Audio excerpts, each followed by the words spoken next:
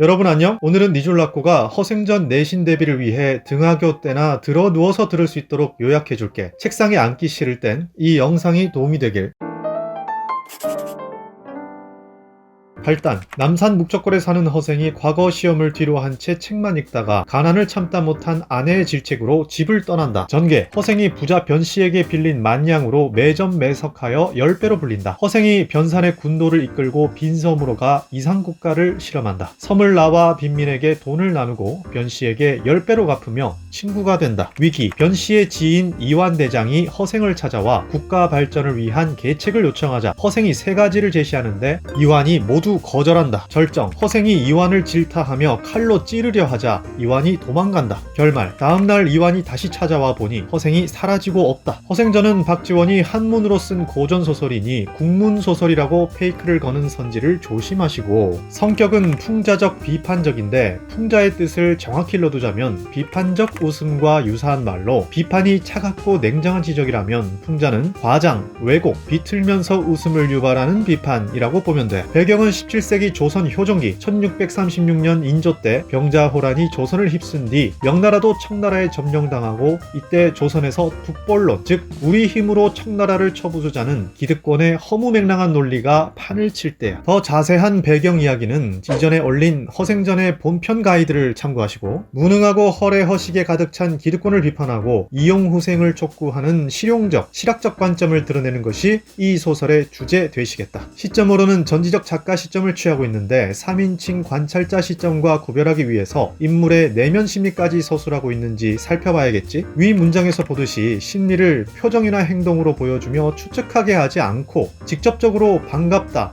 민망하다라고 말해주고 있으니 전지적 작가 시점이라고 하지. 공간의 이동을 정리하면 위와 같고, 처음 허생의 집에서 허생과 아내의 갈등이 보이는데, 허생은 공부 자체를 목적으로 즐기기에 경제적으로는 무능력한 모습이고, 아내는 공부를 수단으로 생각하며 집신이라도 만들라며 경제활동을 요구하는 실리적 발상을 보이고 있어. 공부를 목적으로 보느냐 수단으로 보느냐의 차이로 문제 선지를 만든 적이 있으니 유의하고, 허생은 소설 전체에서는 실리적인 사람이지만 집안 살림에 에서만은 그렇지 못한 한계를 보여서 아내가 허생을 실리적으로 공격하는 허생의 처라는 사이드 지문으로 비교 출제하기도 해. 안성은 경기도 충청도가 만나고 삼남의 길목으로서 과일을, 제주도는 말총을 모조리 매점 매석해 물가 폭리를 취하는 공간이야. 과일은 잔치 제사용이고 말총은 양반들이 갓을 만들 때 필요한 물품으로, 두 가지 모두 허례허식과 체면에 얽매인 사회를 비판하기 위한 수단이야. 비싸면 안 사면 될 텐데 보여지는 예법을 너무 중시해서 10배의 값으로도 사려는 사대부들이 안타깝다는 거지. 또 해외 무역이나 국내 유통이 막혔으니 매점 매석 같은 나쁜 행위가 잘도 먹히는 거라며 조선 경제의 취약점을 지적하면서 우리도 무역과 유통 구조 개선을 해야 발전한다는 주장이 드러나고 있어. 군도를 데리고 들어간 빈섬에서는 허생의 이상사회 실험이 진행되는데, 토지 분배와 자급자족 경제, 도적을 교화해 국가 안정, 장기도를 비롯한 해외 무역 시도로 100만 냥을 벌어들이고, 지식인을 데리고 나오며 화근을 없애야 한다면서 지식이 또 다른 허례허식을 만들지 않도록 무엇보다 덕을 우선한다는 것을 보여줘. 그리고 드디어 소설의 하이라이트, 허생의 집에서 수도 방위대장 이완과 마주하는데, 허생이 임금이 직접 나서 제야의 인재를 발굴해 등용하자고 제안하면 이완은 임금이 신하에게 머리를 숙일 수 없다고 거절. 허생이 종실과 훈척 권기의 기득권을 나누자며 명나라 후손에게 왕실의 딸을 시집 보내고 집을 내어주자 하니 이완은 체면이 중요하므로 불가하다고 거절. 허생이 북학 정신으로 청나라에게 배워 우선 부강해지자며 사대부와 상인을 청나라 사람처럼 입혀 유학 보내자 하니 이완은 예법이 중요하므로 청나라식 변발과 호복은 불가하다고 거절하지. 연락킹 받은 허생은 이런 명분만으로 국정을 운영하는 북벌파의 가식에 절대 참지 않기, 칼을 들어 찌르려니 이완은 도망가고 다음날엔 사라지고 없다는 결말로 여운을 남기고 있는데, 이것은 주인공이 종적을 감추는 설화적 결말이자 여전히 현실 문제가 해결되지 않았음을 뜻하고, 또 허생의 기인 같은 풍모를 강조하면서 허생의 주장이 너무 급진적이라 당시로선 수용하기 어렵다는 점을 드러내고 있어. 이 부분은 정말 자주 출제되니 꼭 기억해줘. 안 나왔다고 해서 테러하지는 않지.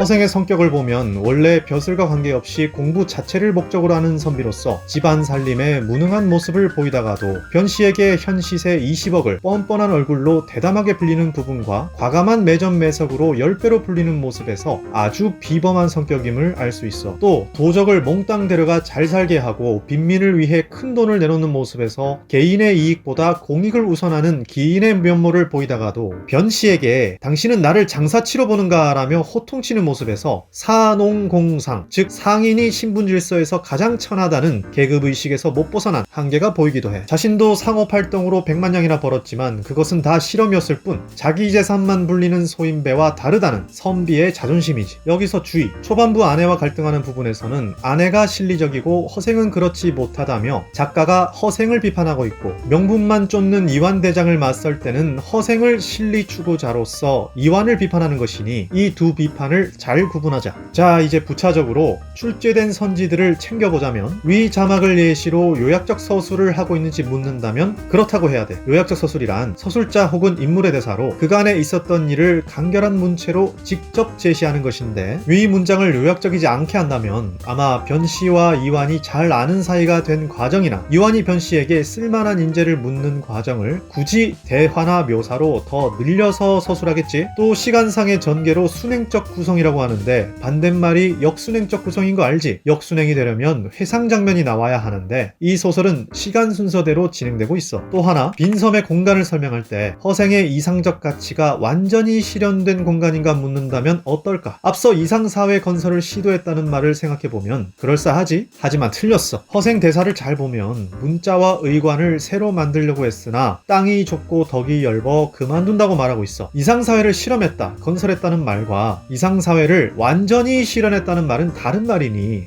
시험 볼 때는 기억에 의존하지 말고 항상 다시 한번 문맥과 의도를 확인하며 답의 근거를 찾아야 해. 고교 국어는 절대 암기 과목이 아니야. 이줄락고가 보기에 날이 갈수록 다시 읽는 걸 너무 귀찮아하는 학생들이 암기해서 다 알고 있다고 착각하는 데서 이런 문제를 틀리는 현상이 자꾸 늘고 있으니 제발 다시 읽으면서 답을 찾자. 이 외에도 여러분이 직접 연습 문제를 풀면서 지문을 다시 읽고 확인하며 꼼꼼히 답의 근거를 논리적으로 찾는 연습을 보강한다면 내신에 점점 자신을 갖게 될 거야. 자, 다들 도움됐길 바라며 보충 심화 설명은 허생전 본편 영상으로 확인하시길. 다음에 또 다른 내신 영상으로 만나자. 안녕!